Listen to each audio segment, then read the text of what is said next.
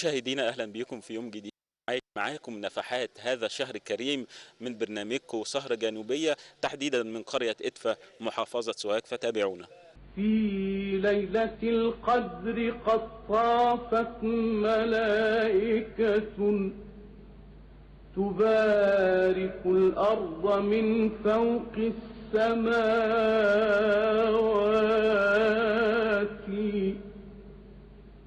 في ليلة القدر قد طافت ملائكة تبارك الأرض من فوق السماوات،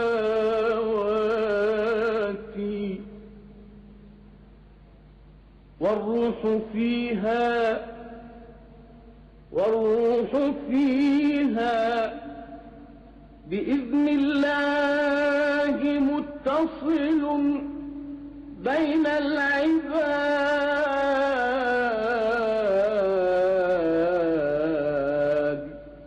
بأرواح صفيات.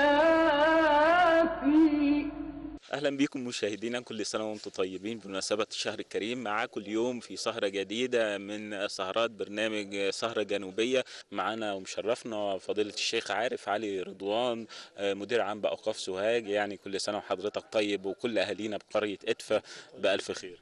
أنت طيب، ربنا يعود علينا وعلى الأمة الإسلامية جمعاء باليمن والخير والبركات. يعني فضيلة الشيخ عارف، يعني لشهر رمضان نفحات، وشهر رمضان ربنا فضله عن غيره من الأشهر واختصه بليلة يعني هي خير من ألف شهر. عايزين نتعرف من حضرتك عن نفحات هذا الشهر الكريم والعادات والموروثات في هذه القرية، قرية إدفا. نتكلم أولا عن فضائل الشهر الكريم. هو شهر كريم وموسم رابح عظيم. هو شهر تضاعف فيه الحسنات وتعظم فيه السيئات. شهر أوله رحمة وأوسطه مغفرة وآخره عتق من النار. جعل الله صيام نهاره فريضة وقيام ليله تطوعا. من فطر فيه صائما كان مغفرة لذنوبه وعتقا له من النار، وكان له مثل أجره من غير أن ينقص من أجر الصائم شيء. أعطى الله فيه سبحانه وتعالى أمة الحبيب محمد 5 خصال لم تعطهن أمة من الأمم السابقة قبلنا. خلوف فم الصائم أطيب عند الله من ريح المسك، وتستغفر لهم الملائكة كل يوم حتى يفطروا. ويزين الله سبحانه وتعالى كل يوم جنته ويخاطبها ويقول لها: يوشك عباد الصالحون أن يلقوا عنهم المؤنة والأذى ويصيروا إليك. وتصفد فيه مردة الشياطين فلا يخلصون إلى ما كان يخلصون إليه في غير رمضان. ويغفر لهم الحق تبارك وتعالى في آخر ليلة منه. إنه شهر الصيام، من قامه إيمانا واحتسابا غفر الله له ما تقدم من ذنبه. ومن صامه إيمانا واحتسابا غفر الله له ما تقدم من ذنبه. من وفقه وأولى عز وجل وأتى فيه بعمرة كان في الأجر والثواب كمن حج فيه. فيه تفتح أبواب الجنان وتغلق أبواب النيران. ولذلك ورد في حديث آخر عن النبي صلى الله عليه وسلم: إن الجنة لتتزين من السنة إلى السنة لشهر رمضان، فإذا دخل رمضان قالت الجنة: اللهم اجعل لنا من عبادك في هذا الشهر سكانا. ويقولن الحور العين: اللهم اجعل لنا من عبادك في هذا الشهر أزواجا. ثم قال صلى الله عليه وسلم: فمن صان نفسه في رمضان فلم يشرب فيه مسكرة ولم يرمي فيه مؤمنا ببهتان زوجه المولى عز وجل كل ليلة 100 حوراء. وبنى له قصرا في الجنة من ذهب وفضة وياقوت وزبرجد. لو أن الدنيا جمعت فجعلت في ذلك القصر لم تكن فيه إلا كمربط عنز في الدنيا. ثم قال صلى الله عليه وسلم: ومن لم يصن نفسه في رمضان وشرب فيه مسكرة ورمى فيه مؤمنا ببهتان أحبط الله عمله سنة. فاتقوا شهر رمضان فإنه شهر الله، وإياكم أن تفرطوا فيه، فإن الله قد جعل لكم 11 شهرا تنعمون فيها، وجعل لنفسه شهر رمضان، فاحذروا شهر رمضان. هكذا ورد هذا الحديث عن النبي صلى الله عليه وسلم في مجمع الزوائد، وقيل رجاله سقاه. من وفقه المولى عز وجل وأتى فيه بعمرة كان في الأجر والثواب عند الله كمن حج. محفزات كثيرة يعني أعطاها الله للناس في هذا الشهر الكريم حتى يحفزهم على يعني الامتثال الجيد خلال هذا الشهر الكريم. دور الأوقاف ووزارة الأوقاف أو مديرية الأوقاف داخل محافظة سوهاج في نشر التوعية وبث التوعية خلال هذا الشهر الكريم وتعريفهم بفضائل هذا الشهر الكريم. في الحقيقة أن وزارة الأوقاف مشكورة، وعلى رأسها وزير الأوقاف محمد مختار جمعة، جد وأخذ على كاهله وجد واجتهد وحفز الناس على أداء القوافل والدروس في المساجد وخارج المساجد لنشر الدعوة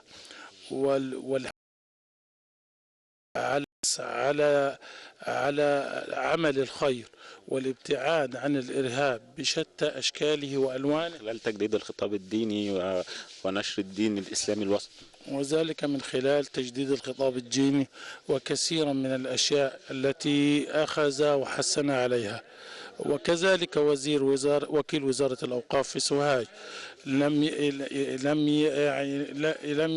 يبخل بجهده وعرقه من السعي وراء هذا العمل، واجتهد وحسن على الدعوة والعمل والتمسك بالفضائل والآداب في شتى أنواع المجالس والسهرات والمساجد بشتى أشكالها وألوانها، وحسن عن البعد عن الإرهاب وحث الناس وعلى هذا المنهج والسلوك القويم. أنا قلت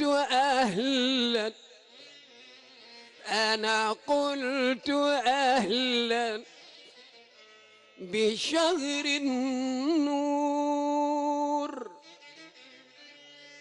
بشهر البر والإحسان، شهر الصيام،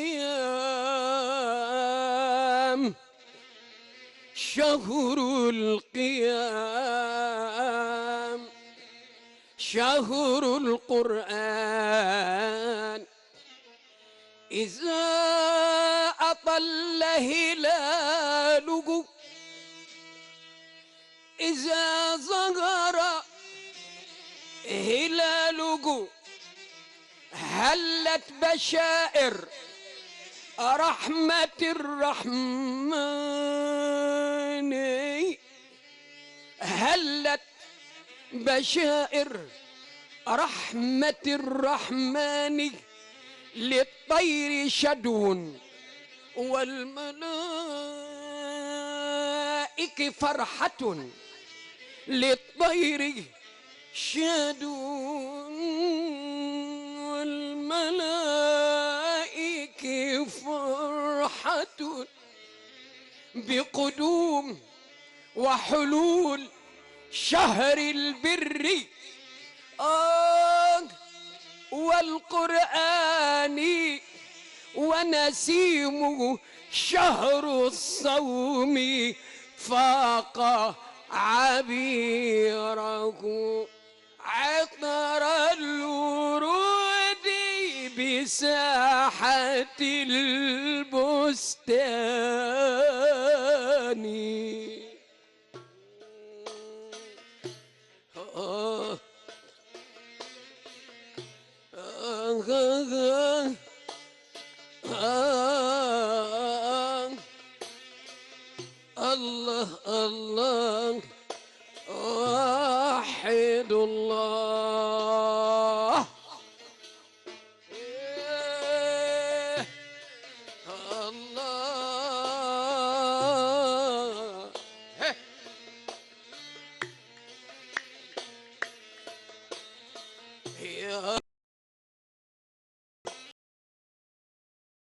ربي يا ربي يا من إذا وقف العاصي ببابك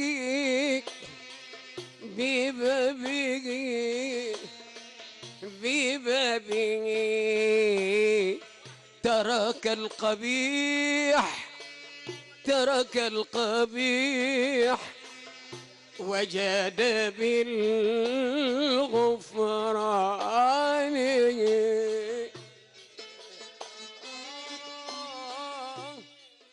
مشاهدينا، ما أجمل شعائر هذا الشهر الكريم خاصة في القرى والأرياف. النهاردة بنعيش مع أهالينا سهرة رمضانية من قرية إدفا. معانا ومشرفنا الأستاذ مختار القاضي. أهلا وسهلا بحضرتك، كل سنة وحضرتك بألف خير. كل سنة وانت طيب، وأهلا بيكم في إدفا وبين أهاليكم. يعني قناة طيبة دايما سباقة في الخير يعني إن شاء الله.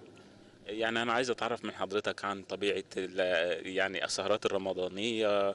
احنا شفنا يعني كل أبناء البلدة متجمعين هنا، من يعني معظم أبناء البلدة متجمعين خلال السهرة الرمضانية.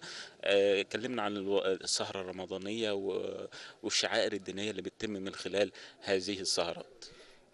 كما نعلم جميعا أن شهر رمضان شهر فضيل. من الميزات اللي هي يتميز بها هذا الشهر الفضيل اجتماع أهالي القرية كل يوم في كلهم في يعني الدوار بتاعه وجبة دسمة يتبادل فيها الموجودين فضائل هذا الشهر، صوم الشهر، التزاور، صلة الأرحام.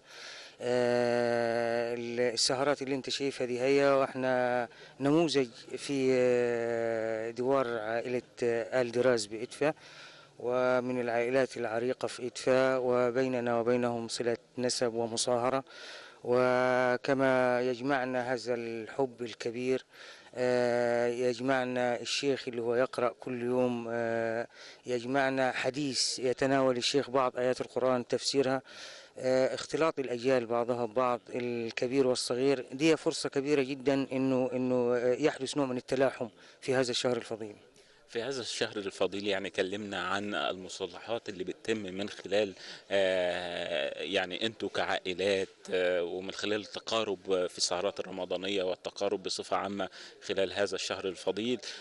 هل بيكون ليكوا دور في المصطلحات، ويكون الشهر الفضيل ليه دور في يعني تقريب يعني الأطراف وجهات النظر، حتى نقضي على الخلافات والخصومات؟ هو زي ما تعرف سيادتك إنه إدفا من القرى اللي ليها ميزة وطابع خاص.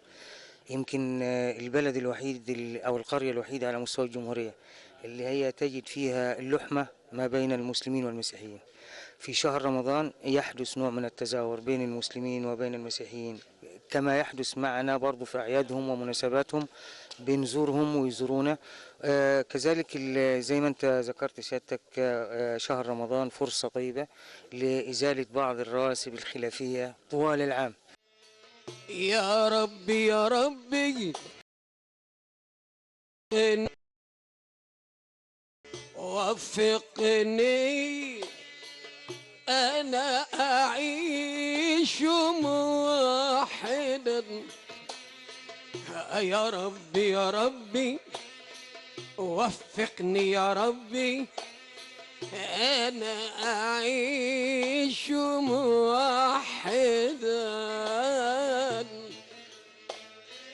يا الله آه إيه الله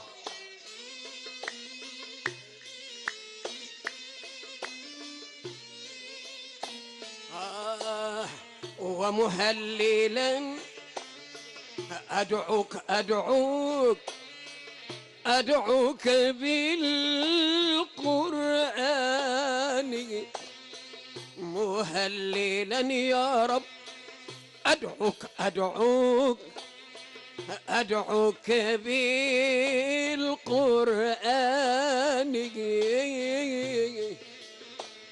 يا رب. إيه الله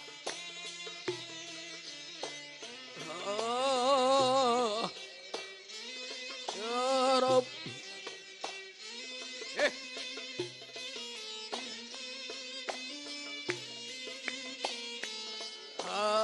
يا ربي يا ربي عند الموت يا ربي، يا ربي حسن منطقي.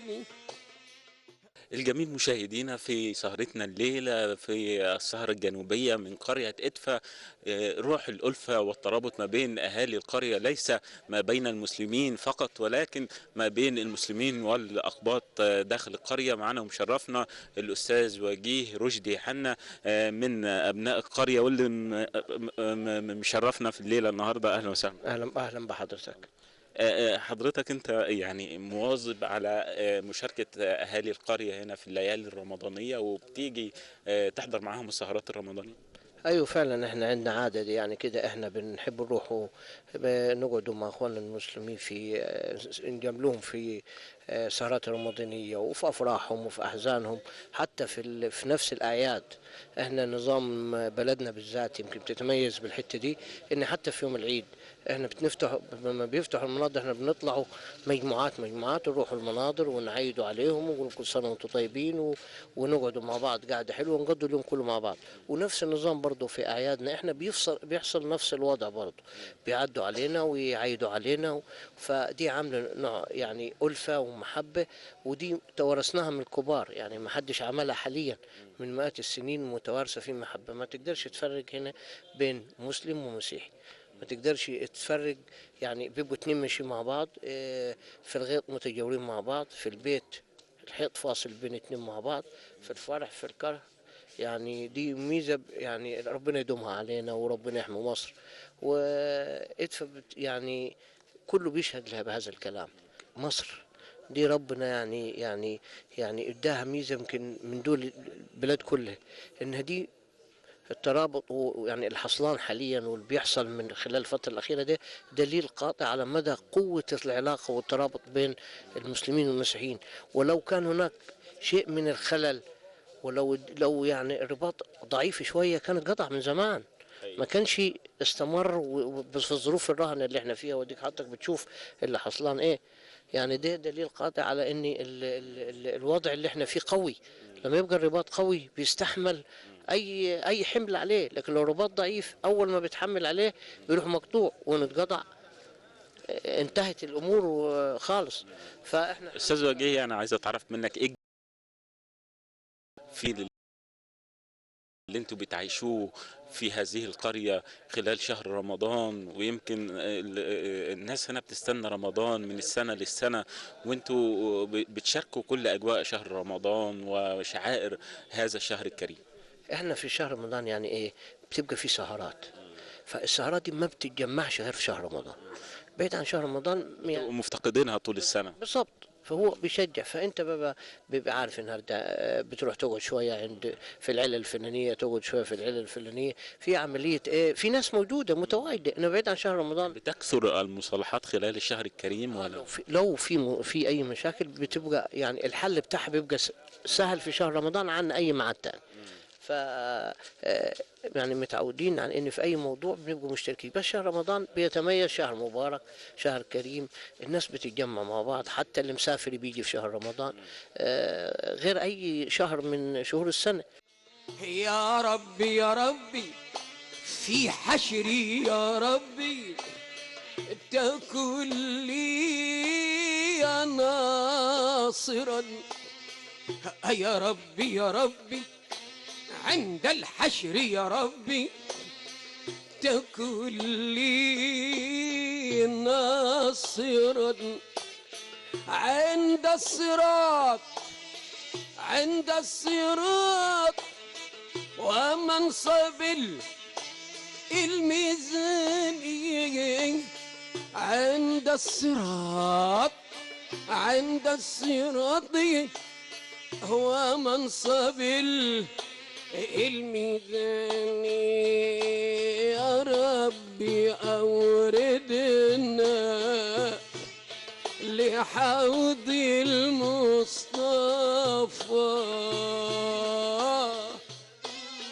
حي يا رب يا رب يا رب. معنا مشرفنا فضيلة الشيخ عاطف الصعيدي المنشد الديني. أهلا وسهلا بحضرتك، كل سنة وحضرتك بألف خير. أهلا وسهلا، وكل سنة وأنتم طيبين يا رب وبارك فيكم. يعني عايزين نتعرف من حضرتك عن العادات والتقاليد والموروثات خاصة في القرى والأرياف. يعني رمضان ليه مذاق خاص وبيبقى فيه سهرات دايما في هذا الشهر الكريم في القرى والأرياف. بسم الله الرحمن الرحيم، والصلاة والسلام على أشرف المرسلين سيدنا محمد صلى الله عليه وسلم وعلى آله وصحبه أجمعين. كل عام وحضراتكم بخير، والعالم الإسلامي بمناسبة شهر رمضان المبارك أعاده الله علينا وعليكم وعلى الأمة الإسلامية بالخير واليمن والبركات، واجعل بلادنا مصر يا رب آمنة مطمئنة. في هذا الشهر الكريم عادات وتقاليد فيه التصافح والتسامح والعفو والتزاور بين الناس والعائلات والأحباب، وفيه قراءة القرآن، وفيه التسابيح، وفيه صلاة التراويح، وفيه كل عمل خير يقربنا إلى الله سبحانه وتعالى. يمكن فضيلة الشيخ في القرى والأرياف كما قلت أو ذكرت أن رمضان ليه رائحة خاصة ومذاق خاص في هذا الشهر الكريم. يمكن في القرى والأرياف تكثر السهرات الرمضانية. يعني عايزين نعرف السادة المشاهدين عن طبيعة السهرات الرمضانية وبتتم ازاي، وبيكون بنعيش ازاي السهرات الرمضانية.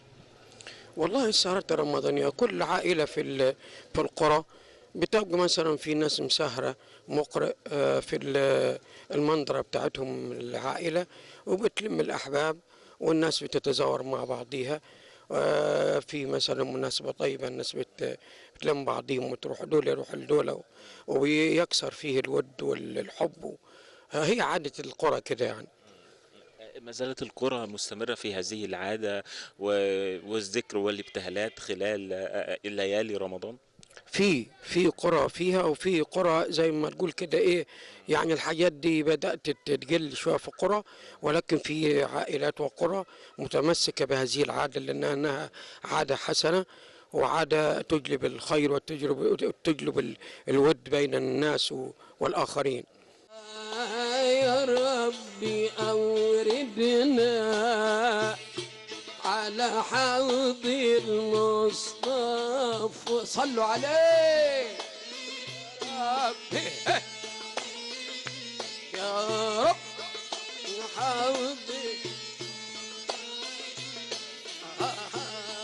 إن الشرب جميعا هنيئا مريئا، نشرب جميعا من يد العدنان، ثم الصلاة على الحبيب محمد، ما ناح طير على الأغصان، هي مدد مدد مدد يا مدد مدد مدد، صلوا على النبي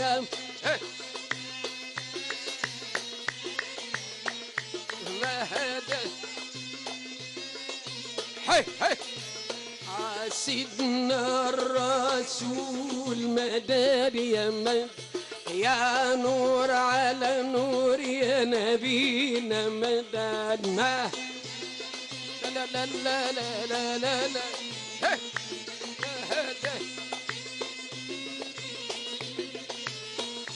روح الوجود يا حبيبي مدد، روح الأرواح سيدنا النبي يا مدد.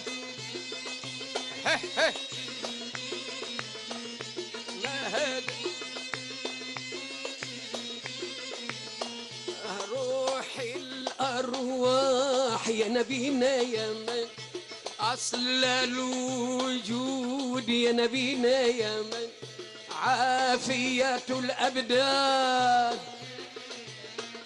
نور الأبصار، صلوا عليه نبينا الهادي مدد يا مدد مدد.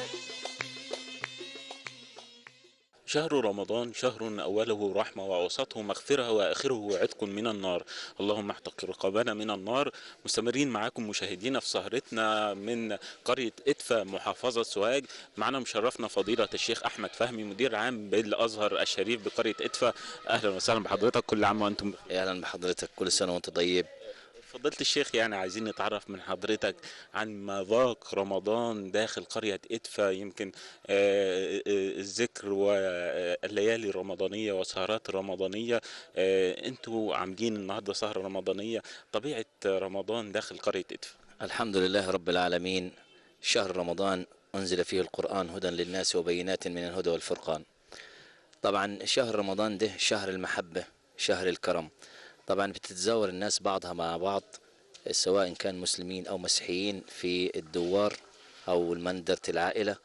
إن كان 40 سهرة أو 50 سهرة، كل يوم الناس بتتزاور مع بعضيها، بحيث إن هو يكون في روح الألفة والمحبة بين الناس بعضيها مع بعضيها.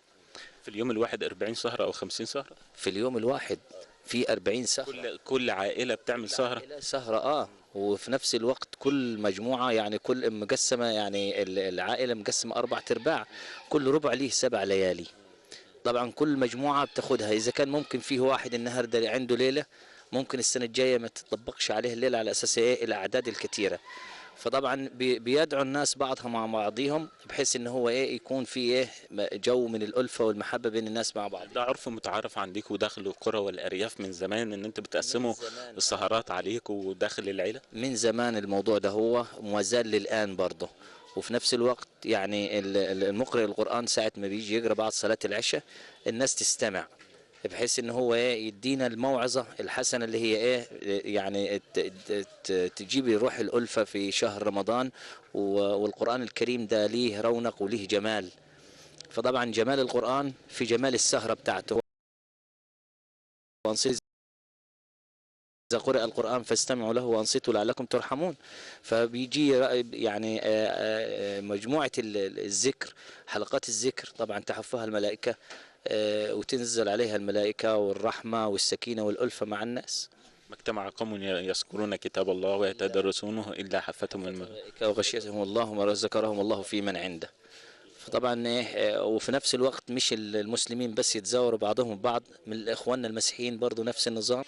شهدنا يقينا أن علمك واسع وأنت ترى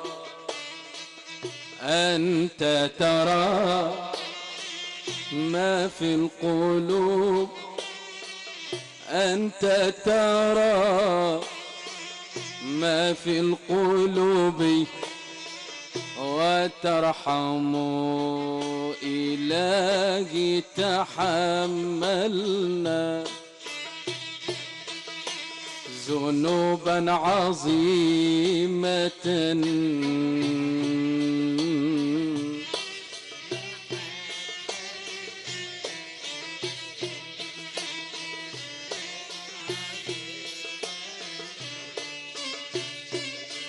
إلهي تحملنا ذنوبا عظيمة، أسأنا وقصرنا، أسأنا وقصرنا، وجودك أعظم، وجودك أعظم. سترنا معاصينا، سترنا معاصينا.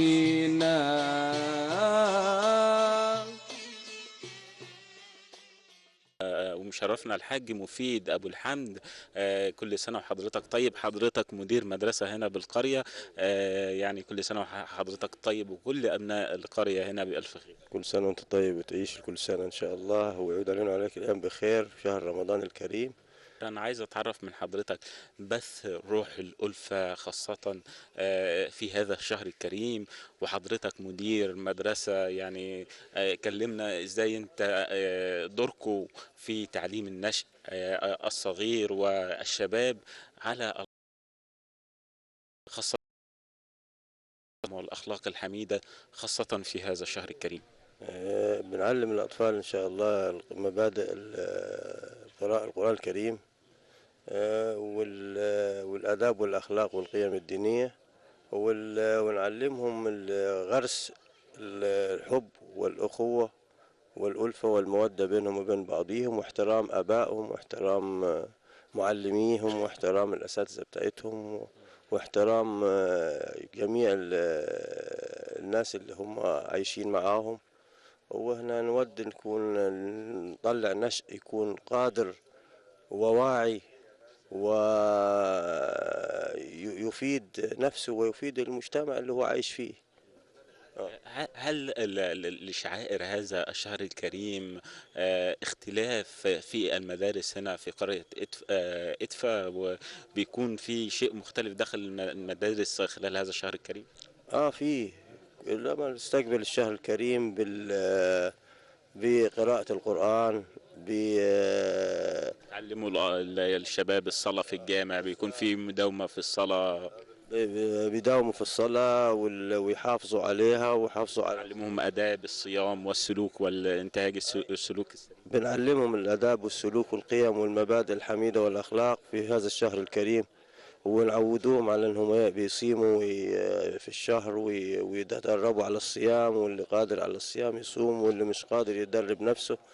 أكيد يا أستاذ مفيد، لما الشباب داخل القرية ينشؤوا في هذا الجو من الترابط الأسري خاصة في السهرات الرمضانية، أكيد غرس جواكوا شيء من الألفة وشيء من الآداب الحميدة. طبعا غرزوا فينا شيء من الألفة والآداب الحميدة، وهنا أصلا علمناهم وتعلمنا منهم برضو، علمناهم القيم والأخلاق والمبادئ الحميدة، وتعلمنا منهم السلوكيات والأخلاق برضو في هذا الشهر الكريم.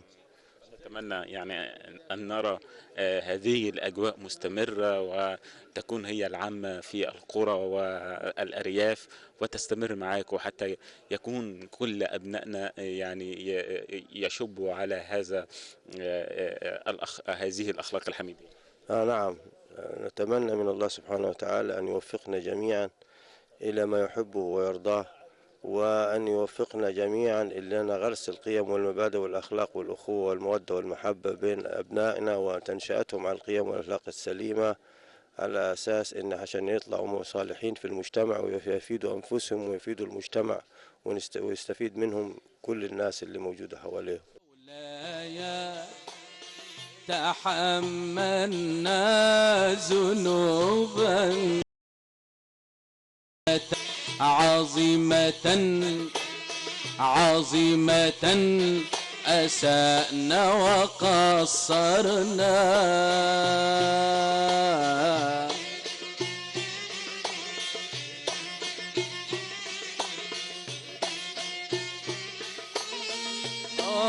الله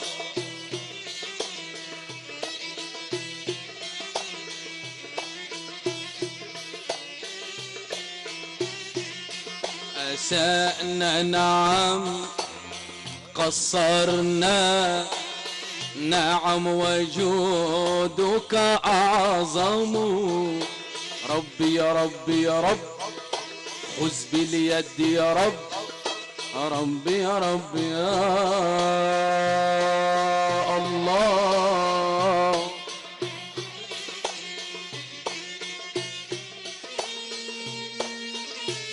الله الله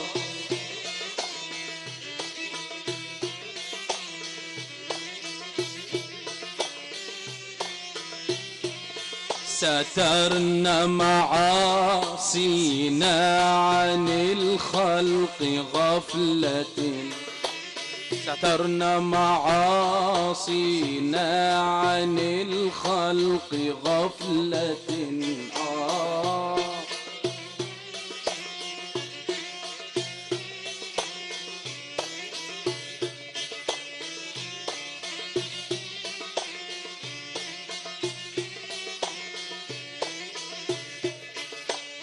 وأنت ترانا، أنت ترانا ثم تعفو وترحم، أنت ترانا ثم تعفو وترحم.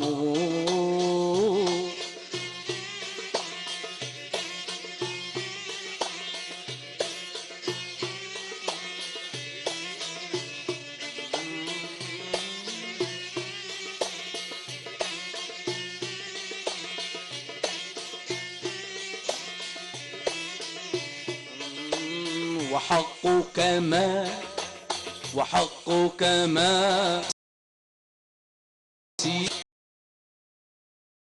فينا مسيء يسره صدودك عنه، بل يذل ويندم.